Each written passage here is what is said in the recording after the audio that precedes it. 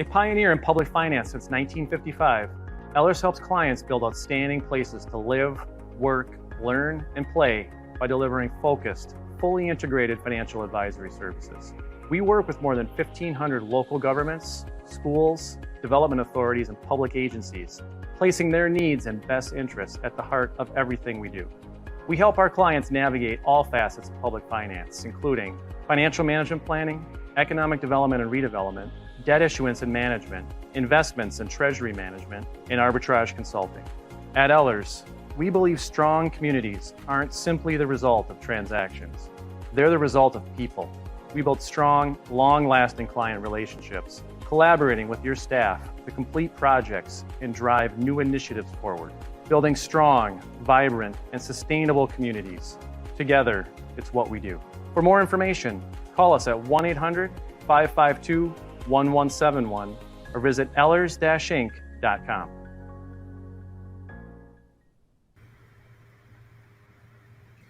Good evening, everyone, and welcome. Thank you for joining us for Ellers' virtual series for elected officials, and today we'll be discussing the annual budgeting process. I'm Jessica Cook, Economic Development Advisor here at Ellers, and I'll be serving as your moderator today. Before I introduce my colleague and special guest and get started, I wanted to mention a few quick housekeeping items. If you look on the right side of your screen, you'll see three icons. You'll see the chat, the Q&A, and the survey. As we move through today's presentation, if you have a question you'd like to ask, please hit the Q&A button and type in your question. If you type in your name with your question, we can get back to you even if we run out of time to answer all the questions that are submitted. We'll take a few breaks during our time together to answer as many as we can. You can also connect with fellow attendees by clicking on the chat button and starting a conversation. And finally, if at any point during the presentation you notice either the video or the sound is lagging, go ahead and refresh your browser and you'll be right back on track. Now that we've gotten that out of the way, let's go ahead and get started. I'd like to introduce my colleague and Senior Municipal Advisor, Stacy Quilbang, and our special guest, Robin Rowland, Finance Director with the City of Cottage Grove. Much of what they're going to be talking about today is directed to cities, but I know we have a lot of county folks with us as well, and so I just want to say that the same concepts apply to everyone who may be listening tonight. So Stacy is going to kick us off this evening. Stacy, take it away. Thank you, Jessica. Well, thank you to everyone who is joining us on this beautiful Minnesota evening here. However, if you are here in the metro, it's pretty humid. So those that are here in the metro, again, are probably happy to be inside in the air conditioning like I am. Well, for many of you that spent all your time out there door knocking, talking to residents and getting elected, you now may be at the point that now you've been seated up at the dais and you're starting to go through things. And these are some of the random thoughts going through your head.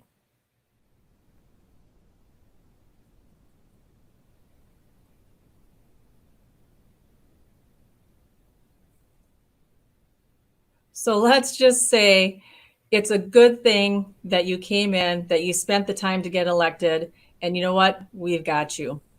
So budgeting, it truly is the most important thing that you're going to do as an elected official. And really, because what you're doing is you are setting the vision for your city or for your county. You're talking about what's a priority for you and your residents and your businesses. And that is where you're going to put your time and resources to that. The second thing to always remember when we talk about when you're going through your budget process, and again, many of you have probably already started this and you may be well into it with a few meetings regarding it, but always remember that every city pays for things differently. Likewise, every county pays for things differently. And the reason being is you have different makeups, you have different tax base, you may have different fees you charge, you may have different philosophies. So comparing yourself to their neighbor and how they do it isn't always a good comparison. You just got to, again, figure out who you are, what your vision is, and how you want to budget to make sure that that comes to fruition. Another big message to always remember, and Robin's going to go into this a little bit further in her presentation, is you only get what you actually levy. So people always have this thought, well, My property values are going up, so my taxes are going up. Or my property values are going down, so my taxes should go down. And that's not true. Levy is all about what you need to run government and what your capacity is to spread that over. And again, Robin will talk about that a little bit more detail further on in the presentation. And finally, when you do this budgeting process, I would say ask city staff questions early and often. I mean, they're there as a resource. So this is what they do for their jobs. They get very excited about it and they want to help you understand and learn. And when you ask a lot of questions, we know you're engaged. And that's what we really, really like to see. What we're hoping that you get out of this presentation tonight is just talk about some of the budget terminology. As you know, every business has its own, letters, words, or things that we throw out there. So we're going to tell you a little bit about what those are because you'll hear them routinely. We're going to talk about accounting and the use of funds and what your statutory ability to use dollars can actually go for. We're going to talk about fund types and the associated restrictions that may have with those. We're going to talk about the different buckets of funds or revenue sources that cities have or counties have that you can use to run your government. Then we're going to talk about the property tax and the city levy basics. And again, that's how we're getting to where do you get your final tax levy dollars. And then we're going to talk about how revenues are spent. And then we're going to talk a little bit about the budgeting process. And overall, at the end, we're just going to kind of wrap it all up and talk a little bit about, what's the best way to communicate the budget process to your constituents. So some of that fun terminology that you're going to hear over and over again. There's a lot of acronyms that are up here. I'm just going to throw out a few because Robin is going to talk about a few in her presentation. The first one you'll hear a lot about is CIP. Well, that's a capital improvement plan. Those are very, very important documents to cities. And you may have a CIP for all of your city facilities or county facilities and your roads. And so that's where you're detailing out what's your replacement plan for it? It's like your own home. When do I have to replace a roof? When do we need new air conditioning? You'll have that as well for those. You may have it for your equipment, and you may have some for your utilities as well. The second one is an EDA or an HRA. Those are economic development authorities or housing and redevelopment authorities. And those are typically the business arms of cities. So the makeup of those could be the same as the city council, or you may have some city council members in private residences or businesses that are on it. And again, that's really where cities do a lot of their funding programs, be it through tax increment financing or loan programs or other things that they may do. Again, we view those as kind of the business arm of the city. GFOA. That is the Government Finance Officers Association. That's the professional association that your city finance directors belong to, or your county managers can belong to as well. So they would kind of really set the stage at the national level for government accounting, best practices, etc. So you'll hear that a lot. The next one is always my favorite, GO. Everyone talks about GO or GO bonds. Well, it's GO, general obligation. And what that means is that you are pledging the taxing powers of your jurisdiction to that bond repayment. Next one is LGA, or local government aid. Not everybody has this. It's a state assistance that's provided on a formula basis. And again, not every city in Minnesota receives it. Again, there's only select few based upon the formula that is set at the state. And finally, I would say TNT, the one at the bottom, and that's truth in taxation. And again, that's a hearing that every city, county, and school district has, and that's when you're setting what your tax levy is going to be, so residents can come in and provide comment to you. So, a lot of folks, when they come in and onto council or into county government, are like, why can't we run this more like a business, Well, we just can't, there's things that limit us to be able to do that. And part of it is, somewhat of our, accounting and our functions of how we have to do things, but statutorily where we're limited as well. So when you look at, budgeting and accounting from a public versus a private perspective, there's the nerdy things of accounting, so there's a difference in accrual method. For private sector, it's a full accrual, whereas public sector, it's modified. The budgeting process in a private sector, it's not really defined. You have more leeway to do what you want to do. But in government, there is really a defined process because we have milestones that we have to hit because we are going to be certifying certain things to the taxes, and the county has to know about that. And then when we look at expenditures, again, on the private side, you can spend pretty much on whatever you want. But on the public sector, we're going to have more limitations. So when we look at that, statutorily, there are things that we can and can't do. And really, the league puts out good reference to this, as well as it's really kind of tried and true with the Minnesota Supreme Court, is that there's kind of 4 tests that you look at when you're trying to figure out what can we actually spend our dollars on. So first and foremost is there a statutory or charter provision that allows us to make that expenditure? The second thing is, does the expenditure benefit the community as a whole? The third thing is the expenditure directly related to the functions of government? And the fourth question you have to ask is the beneficiary a private person or enterprise? And if that's the case, you can't provide funding. Just was going through this with a city who was looking at doing something special for just a few businesses in their city because they felt bad because of a redevelopment that was happening in their community. And, we had to have that discussion, is that you just don't have authority to give somebody money because you want to. We always have to go back to the 4 tests, and then you have to figure out how you can create a program in which you can actually provide them some assistance. So with that, I am going to turn it over to my co-presenter, Robin Rowland. Thanks, Stacy. So let's talk about how government funds things. And we call it fund accounting. It's not accrual accounting. It's different funds for different reasons. Think about these like checkbooks or savings accounts. They're all individual. So, for example, the general fund is the operating fund of the city. Think about it like your home checkbook. Out of this, you pay your expenses, you pay your utilities, you pay your expenses for supplies, things like household goods.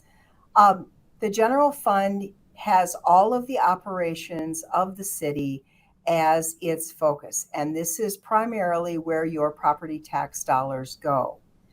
Special revenue funds have special revenue sources. So they're dedicated sources that pay for just things like, for example, your ice arena might be a special revenue fund, and the revenues come in from the ice arena, and the expenses that they cover are only the expenses of that ice arena. Some of the other things that might be special revenue funds would be things like forfeiture funds, or perhaps a golf course. Again, special dedicated revenues for special expenses. Then there's debt service. Debt service is the bonds that you sell for city projects. And those bonds have with them, as Stacy said, the general obligation promise to pay from tax proceeds.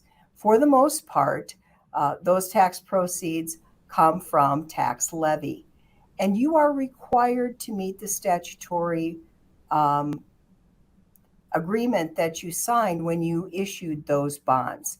And think about it like the mortgage that for your house. You sign the mortgage documents and you're obligated to make those debt payments. And that's what debt service funds are for. You levy taxes that go into those funds, and then you pay the debt service payments out of them. And then capital funds are for building things or saving for future building things. For example, if you're in a growing city like Cottage Grove, you may collect developer fees that you set aside for future water, sewer, and stormwater facilities. You haven't built them quite yet, but there's a big plan for the whole city, and eventually you'll spend that money that you've set aside on the capital projects that build those infrastructure. And then you have the proprietary funds, and these are your enterprise funds, your utility funds, maybe your ambulance fund, liquor stores, electric. Internal service funds are also a proprietary fund. These funds, the proprietary funds, are funds that are businesses. They are fees that you collect to cover the expenses, and the fees are set for them to cover the expenses and perhaps depreciation, perhaps other things that long-term capital outlay for those funds. Some of the revenue sources for the general fund are shown on this slide, and they're very consistent amongst both cities and counties. Property taxes, they're the largest part of revenue normally. Some cities have sales taxes. That still does not make up the largest part of the property taxes or the largest part of the general fund revenue. Other governmental funds might be funds you receive from the state in the form of LGA, local government aid, police and fire aid, maybe MSA or road maintenance funds that you receive from the state. You might also receive funds from the county if you're a city, or even the federal government. Licenses and fees are regulatory, like business licenses or liquor licenses, or maybe amusement licenses that you collect, or animal licenses. These are part of the regulatory function. They're stated in your city ordinances and or county statutes, and they are specifically money you collect for people to do business in your city or county. Building permits. This is very much a city revenue source, not necessarily a county revenue source, but these are building permits that, again, growing cities and even fully built out cities collect for permits that are part of the regulatory process of keeping buildings safe and making sure that consistency takes place across city buildings, and how they are inspected is paid for out of these building permits revenues. Grants, you can get grants from the state, from the federal government, from the county, or from independent political organizations such as the Met Council. Grants are important because they have special tracking requirements that each of those grants have to follow, and it's part of the grant agreement. So tracking those for audit purposes is very important. They're also a place for charges for services. These are things like engineering fees that you might collect for services you provide to developers or homeowners. You also might collect recreational fees, like you rent out your park shelters or parks for tournaments, and you would get paid for those in charges for services. You would also maybe your police officers or your sheriffs do work on the private side for say your ice arena or your wedding venue that you might have. That overtime might be charged to people, and they would pay it back through charges for services. And then, of course, there's other sources of revenue, things like investment interest, donations, and maybe sales of used equipment that you no longer have or need to have as part of your capital plan. General fund revenues are shown on this slide are primarily property taxes. Now, some cities who receive LGA may show a difference, slight difference between their intergovernment and the property tax ratio that's shown here. Some cities receive quite a lot in LGA, and so maybe their property taxes are only 70% and their intergovernmental revenues come out to be maybe 7 or 8%. But it's still, property taxes are still the majority of most cities' general fund revenues. As you see, licenses and permits, charges, etc., are also shown on this slide. But again, property tax is the main driver for the budget. Now, who determines the property tax levy? It's a three-pronged stool, if you will. The legislature establishes property classes and property rates. They also establish levels of state aid, and that determines the class rate is what will ultimately determine the tax capacity value. And that starts with the county assessor, who determines the market value of properties within their county. And then the market value is converted by a formula, which includes the class rate, which is part of the legislature's domain, to determine the tax capacity of the individual property. And then the cumulative amount of the tax capacities in a city is known as the total tax capacity of the city, or the tax base. The county assessor also assigns the property class that the legislature has previously determined the rate for. And then, of course, there's the taxing jurisdiction. Whether you're a city, a county, a school district, taxing jurisdictions set the annual property tax levy amount for their jurisdiction. They also set the budget upon which the levy is based.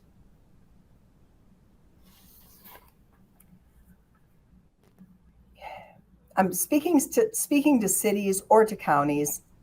You only have your say about your particular jurisdiction.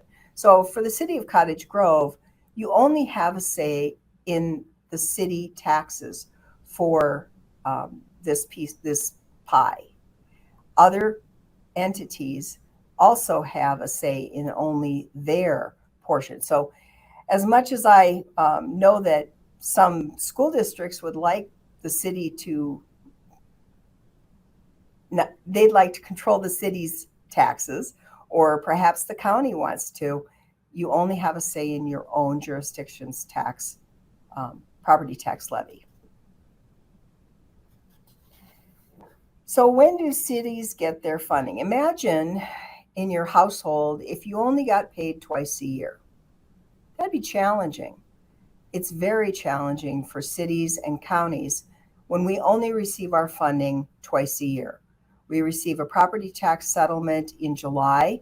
You can usually ask for a advance, but the money comes in the first week in July, and then the balance comes in the first week of December. And we have to make that money last for, well, until we get our next property tax settlement.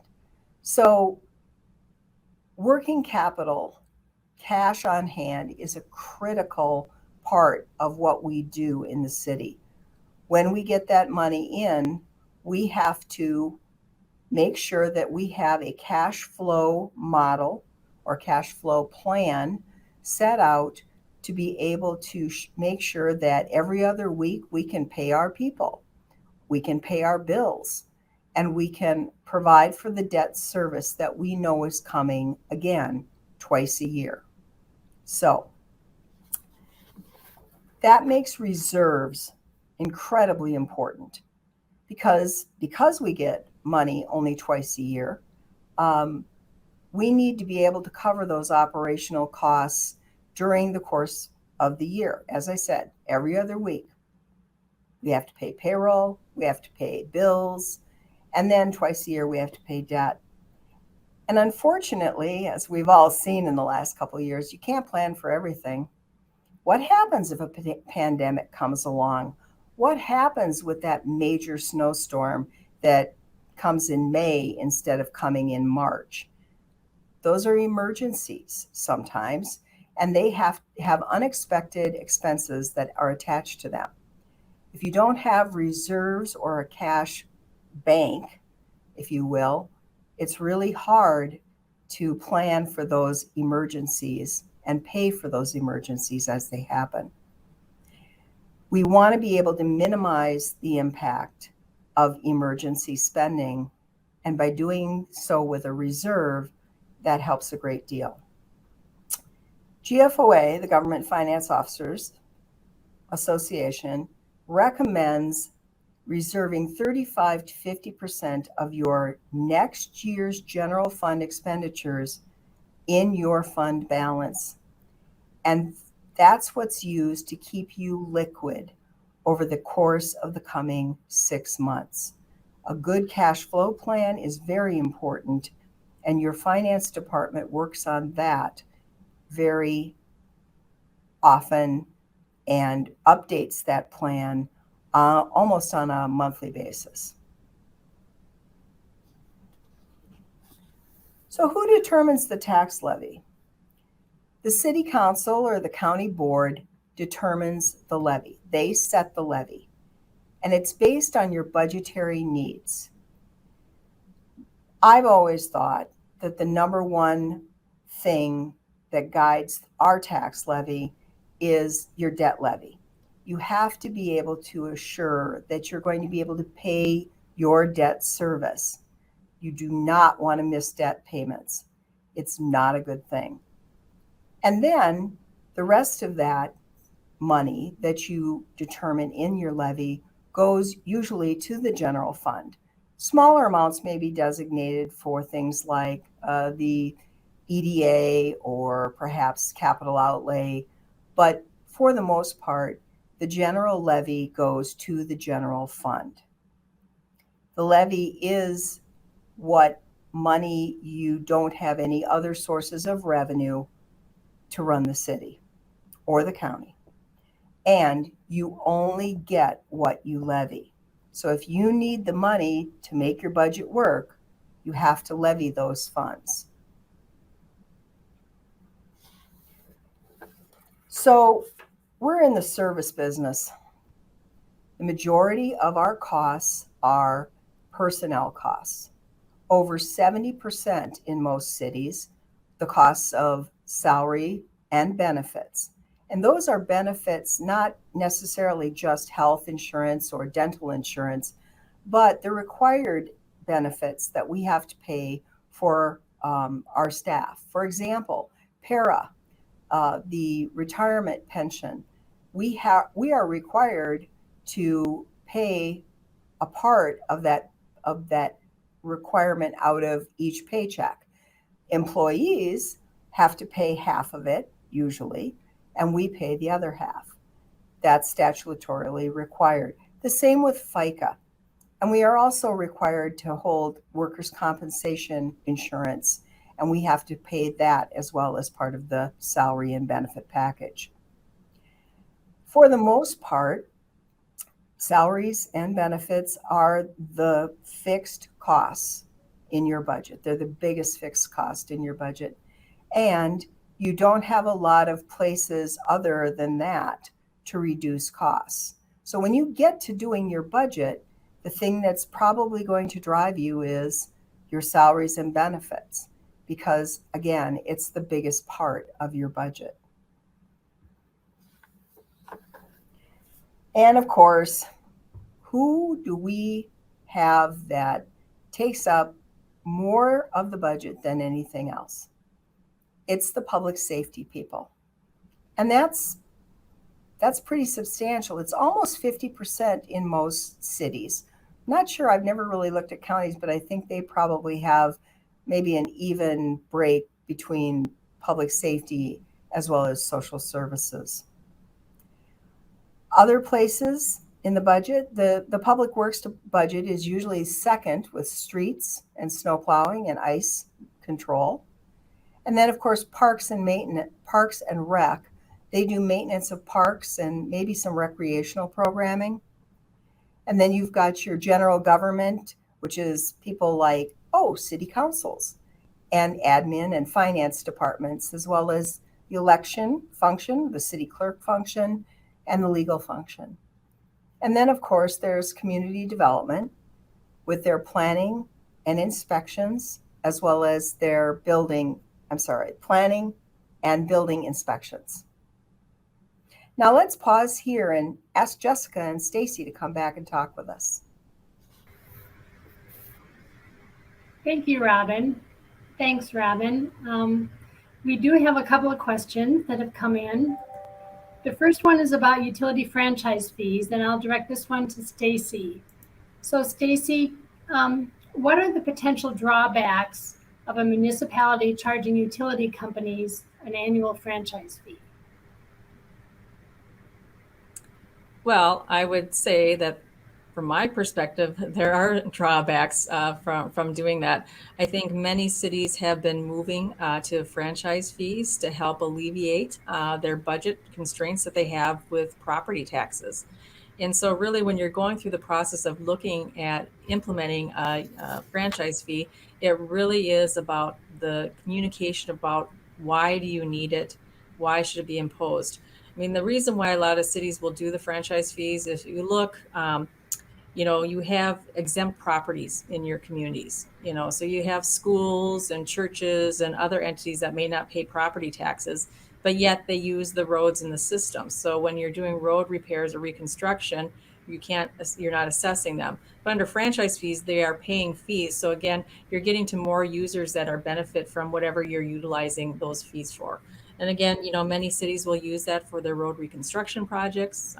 Some may do it for their park improvements that they have and other things as well. Thanks, Stacy. We have one more quick question for you, Robin, and that is, you talked about the different funds, and do you need to budget for each fund on a fund-by-fund basis? Actually, you're required to have a general fund budget. You are required, you are required to have budgets for your debt service funds, but maybe not to the extent of the general fund.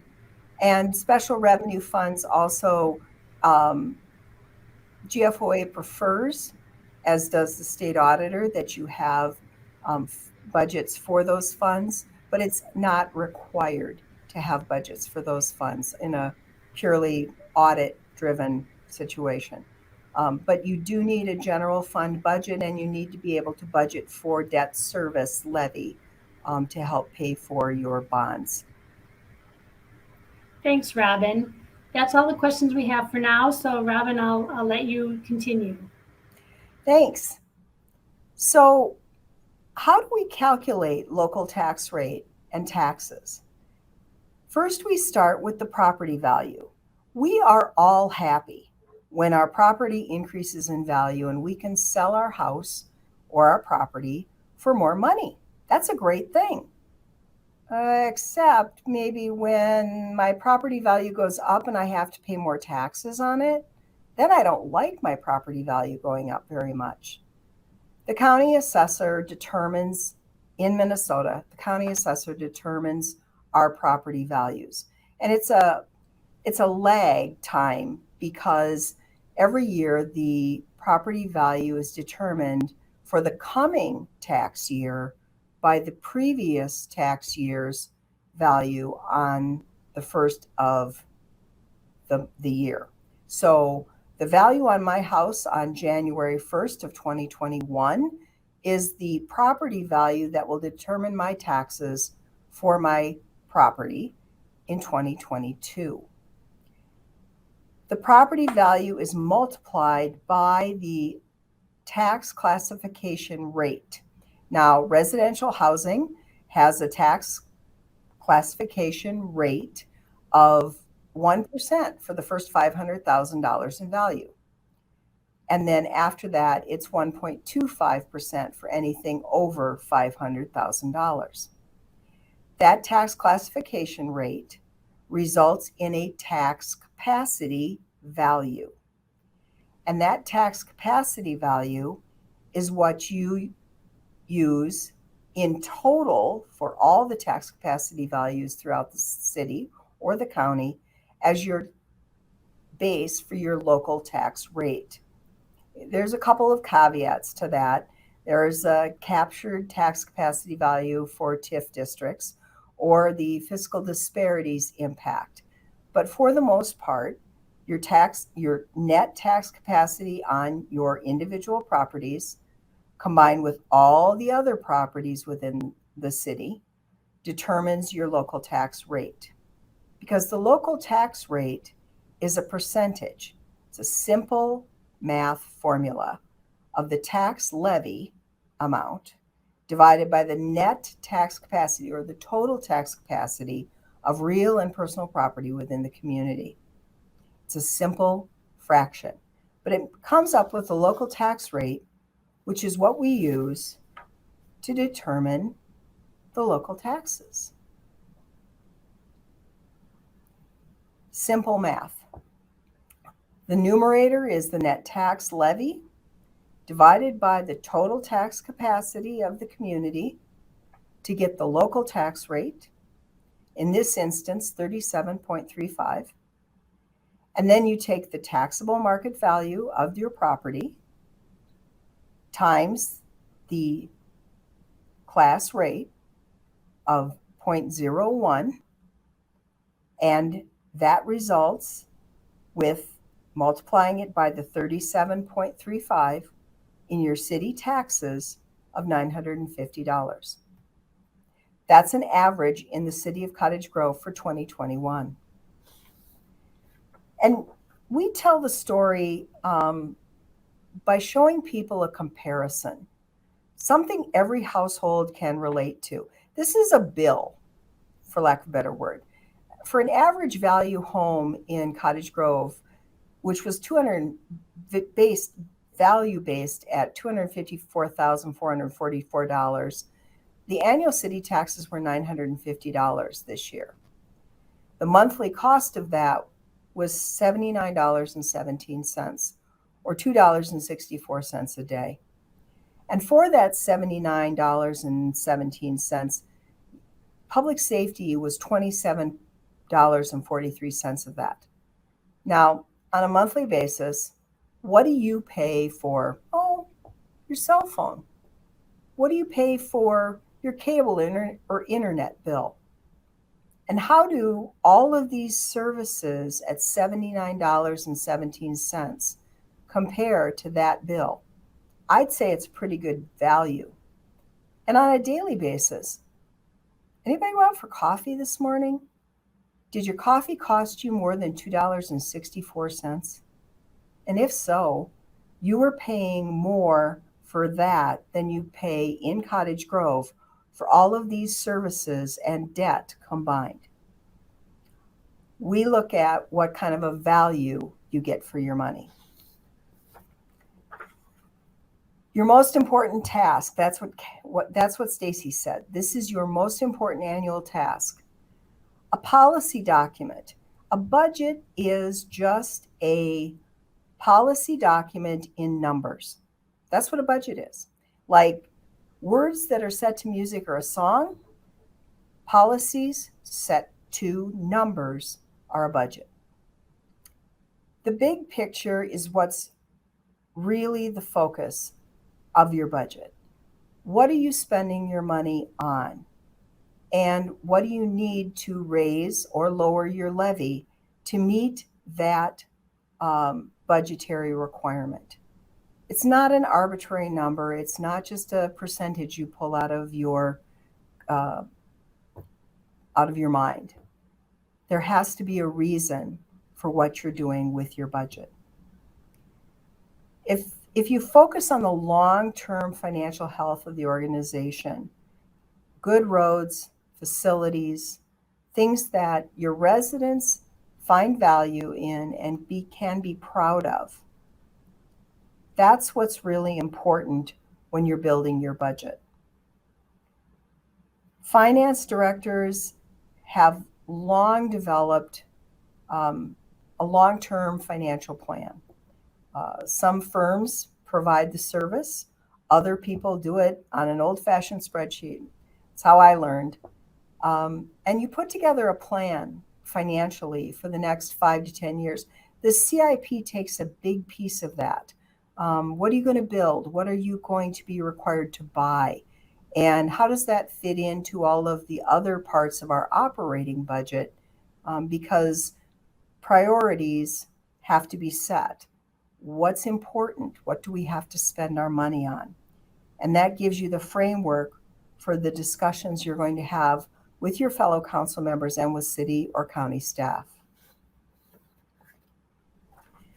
So in building your budget, you're going to take a look at programs and services. You're going to take a look at what your strategic plan says. What are your goals? What do your residents want and need? Not always need, but what do they want? Or vice versa. What do they need, even though they may not want it?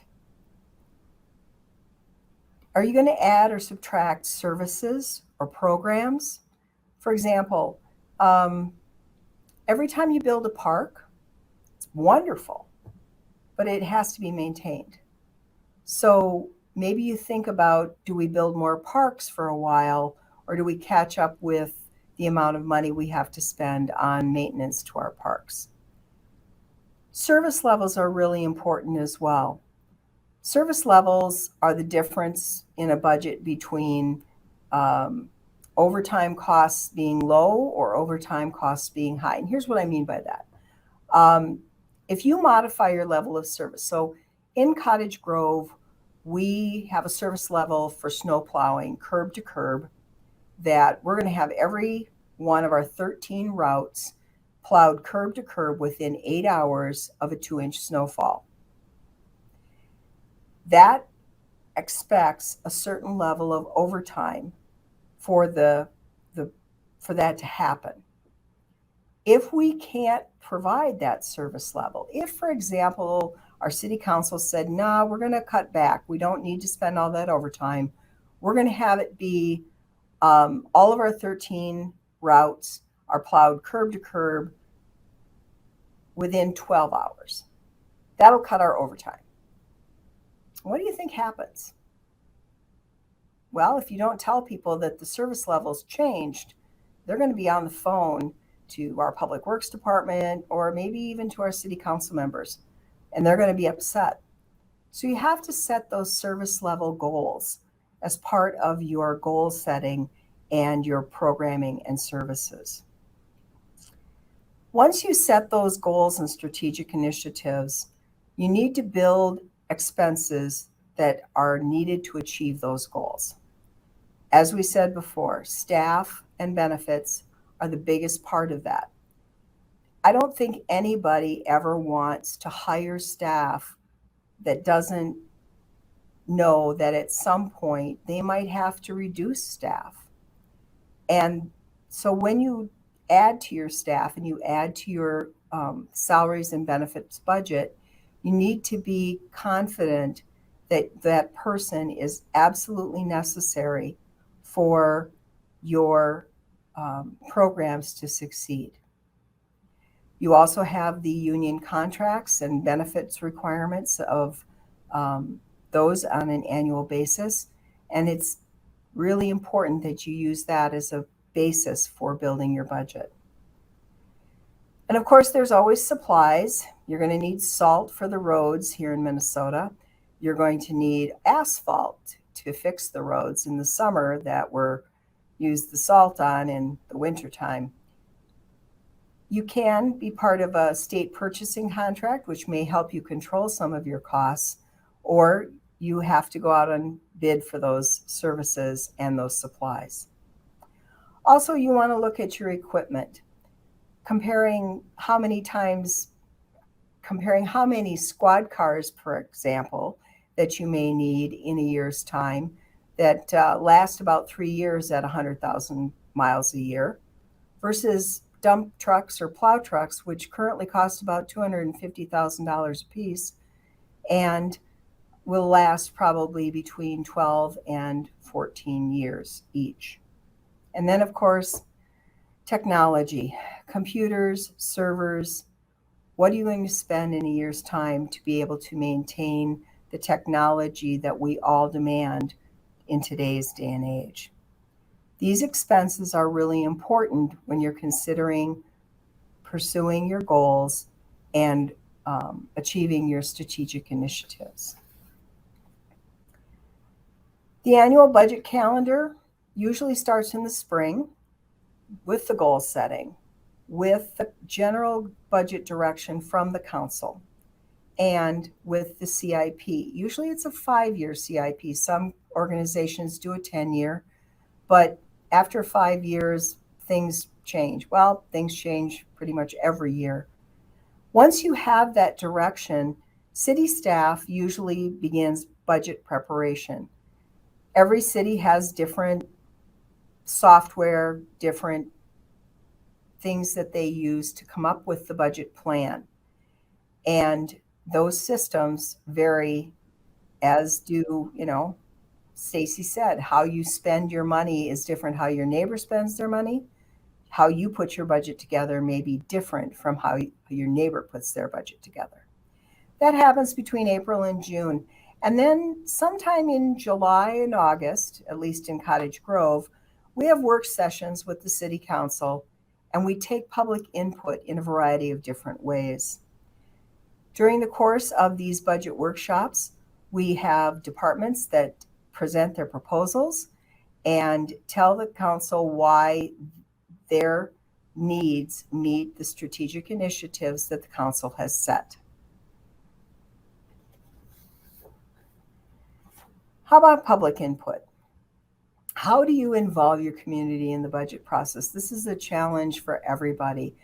And it can go a variety of different ways. You can start with your community survey. You can start with public meetings and commissions. Input from your commissioners is usually pretty important. And now, of course, there's social media. Everybody has an opinion on what you should spend your money on. The city website is another good place that you can invite public comment for your budget. And of course, then there's always newsletters and flyers. Every city is challenged. Every city council is challenged. How do we involve our community in the budget that is going to determine their taxes for the coming year? Most people don't even know the process is going on during the course of the year, no matter how many times we try and involve them. But we keep trying. In September, the preliminary levy is set by the city council. This is something that has to be to the county by the 30th of the month. And so the preliminary levy is usually set at one of the 2 meetings in September. And it's usually set higher because once it's set, it can't be increased after that, but it can be reduced before the final levy takes place.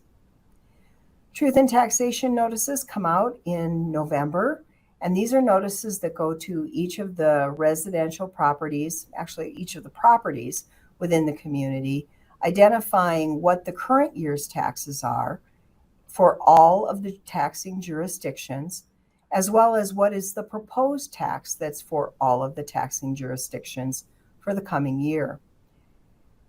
And these truth in taxation notices also identify when the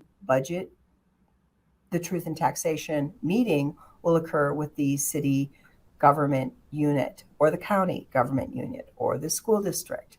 Those notices identify a date and a time and a place for each of those meetings that will take place.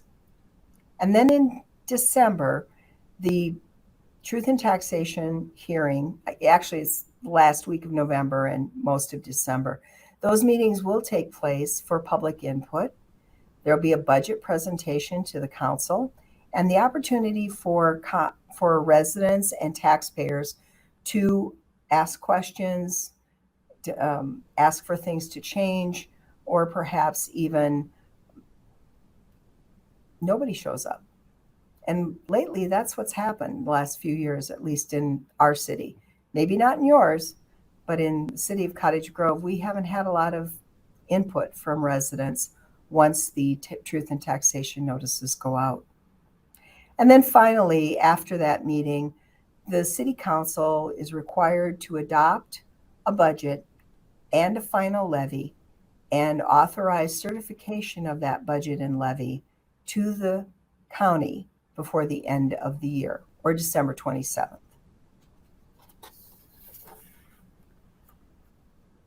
The majority of your budget are the costs of facilities, staff, and services.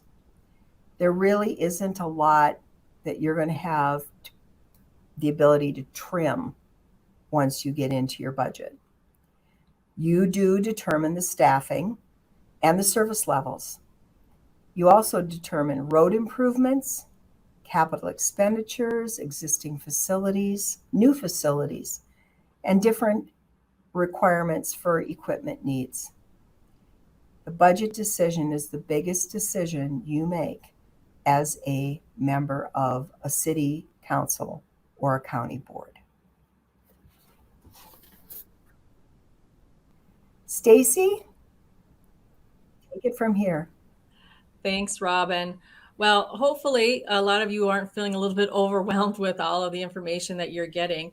And, what I always say to new council members that are coming on is that you are going to be overwhelmed and don't feel bad. It's okay. It will take you a couple years just to get caught up to speed on kind of everything from the lingo to acronyms to process and everything. And usually what I say is by about your third budget session that you go through, right? Third year of doing it, you're finally getting it and understanding it, and it's just much more fine-tuned in your mind for you. So that being said, how do you communicate your budget and the impacts to residents and businesses? Well, again, look at all the detail and everything that you're learning, and they aren't going to have that context. So you got to figure out how can you, keep it simple for them to understand and relatable. We always say be honest and transparent about it. For many times, if you're doing a tax increase or a pretty significant one, be honest about why it is and give the basics in the background for the reasoning or rationale that you as a council are actually undertaking that. And again, when we say keep it simple, because again, we're just trying to make it so folks can, understand, they don't deal with it every day. You don't have to deal with it every day. You only deal with it certain times of the year that you're going through it. So again, how can we keep it simple and relatable? And I think, the slide that Robin had before that she showed about, what does it mean or what are your city taxes fund in the city of Cottage Grove for your average value home? And she talked about that, annual basis, it's, $950. On a monthly, it's $79. And on a daily basis, it's $2.64, which is pretty, to me, insignificant. I look at it in my city and where I live, my bill's higher than this, but I look and I go, well, I feel safe in my house. And if I have a fire, I know they're going to come. I got great park systems that my kids can go to, that I can go out and enjoy. And, my roads are plowed right away and well maintained. And you know what? I got a lot of services and goods here. So I'm happy. That's such a small part, of the budget that I have. What many communities will do, they'll do a simple slide or comparison like this. But many cities will track multiple properties because not everybody lives in the average value home. So they will track either by neighborhoods, or areas in a community. So you may have anywhere from 2 to 4 or 5 areas that you may be tracking different value homes. So everybody can make it more relatable to them. Oh, well, I live in a $200,000 home. I can see that impact. Or, oh, I live in a $500,000 home. Now I see that impact, or the 250 that you have. The other thing I would always say is, staff is more than happy to put together, simple bullet points for you or key statements for when you're going out and talking to residents. And, if you don't understand something, they're happy to explain that, or for you to, say, you know what, I can't get into the detail of that, but you know what, call Robin at the city and she can explain a little bit better, and they're happy to do that. But again, staff's happy to put together simple bullet points to make it easily understandable and relatable. So when you're talking to people at the grocery store and they're asking you, hey, why are my taxes going up? You can give a good answer to that. So, as we're starting to wind down, a little bit here, I think the things to remember of what you've heard through this whole presentation is that you, as the elected members, set the policy on the budget and the priorities for your community. And it's a very, very important job, and it's a big, big task. Again, it is hard when you're wanting to raise taxes on your neighbors and businesses, but you should have a good reason and rationale. And again, going through that process and working with staff, you will have that basis. Remember that every city or county pays for things differently. So don't compare yourself to neighbors because they have a different makeup of their tax base. They may have different fees and other things that they do. So again, always remember that. As Robin said, start your budget process with your goals and strategic priorities. And that's really important because that's what you're going back to saying, this is what I want my city or my county to look like. So I need to line up my resources to make sure that I can do what those strategic priorities are. And again, once you set those strategic priorities, it doesn't mean that that's what they're going to be forever. So a lot of cities will go through an annual process to sit down and talk about that. And that's really, really important. I find that most cities that are successful in getting things done or getting projects accomplished or meeting whatever financial goals they have is that they're sitting down once a year, face to face, eyeball to eyeball, with each other and with staff to work through and figure out what do we want our community to actually look like. As Robin said, set the preliminary levy high. You can always come down. You can't go back up. So, even though it's higher than where you want to be, know that staff is going to be working hard to bring that down to where it should be. But sometimes things may get missed or another priority may pop up or something may happen that you're like, oh, darn, we set the levy too low and, we need another $500,000. Well, now we can't do that project that we wanted to do. Be honest. Keep it simple and relatable when you communicate the budget and the impact to your residents. And again, just distill it down to the salient points for what that tax increase may be, or if you're in a lucky year, a tax decrease. And then I'd say collaborate with city staff early and often. Again, they really, really enjoy getting the questions from the council. They enjoy getting questions from residents because we all want to know that everyone's engaged and that we're all in this together to try and figure out what we want our community to look like. So with that, I'm going to ask Robin and Jessica to come back up and we'll see if we have any more questions. Thank you, Stacy. There are a number of questions and there's a couple of questions about process. So one is that we normally have a good turnout at our Truth in Taxation hearing, but that seems a little bit late in the budget process to include public input. And there was another question about, would you encourage the public to come to the preliminary budget meetings when the initial levy is set? Robin, perhaps you can address that. Getting input is a wonderful thing. I know here in Cottage Grove, we did a couple of years where we did Facebook Live. And tried to attract people to give input on the budget, where we had all the department heads present their budgets and held a virtual meeting even before COVID. So we've tried a lot of different ways to encourage people to give input on the budget. We had budget open houses where we went and asked people to come and join us, and we presented our budget, and we didn't have a lot of takers on that either. So I'm all in favor of doing a budget presentation way earlier than December. We do one in September when we set our levy. And we do give people a chance to talk at those meetings, but it's really hard to get them to talk, at least in Cottage Grove. And Jessica, thanks, Robin. And Jessica, maybe I can piggyback on that just a little bit. As Rob said, input early is great. And I think a lot of cities do have those presentations going out early. And so figuring out for some, they're having pop-up meetings, at different community organizations or events that may be going on to try and get that input. And so what I would say to council members or county commissioners is that tell your residents and tell your businesses that, about this time is when we're talking about it. So if you want to have input, that's the time to do it, not to wait until the Truth in Taxation hearing. Although I can say I sit in a lot of council chamber meetings, during those hearings throughout the state of Minnesota. And I think more than not, it's the experience that Robin has. We don't usually see a lot of folks that show up. So if you're getting a lot of folks showing up, but maybe something's going on and you got to figure out a good communication strategy for that. Thanks, Stacy. I want to respect everyone who's listening and participating tonight, that we said we'd wrap up in an hour. So we will try to address other questions in writing as we finish up here.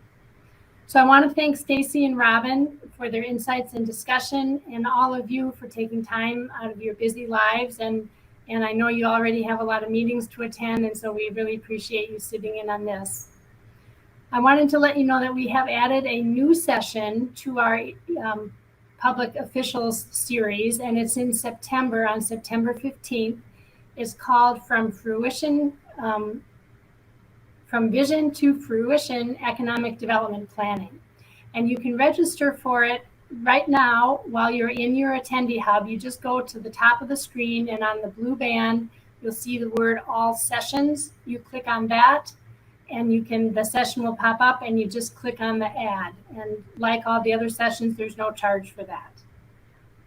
Also, because we're always interested in learning about ways to make our sessions more valuable to you and deliver content that is engaging and worthwhile, we ask you to take a few minutes to answer our survey, and you can do that by clicking on the survey icon. If you don't have time to do that tonight, we'll send you a reminder email in the morning, and you can take it at your convenience. So with that, I'll let everybody back out into the humidity, and wishing you all a really good night, and thanks for joining us. Goodbye.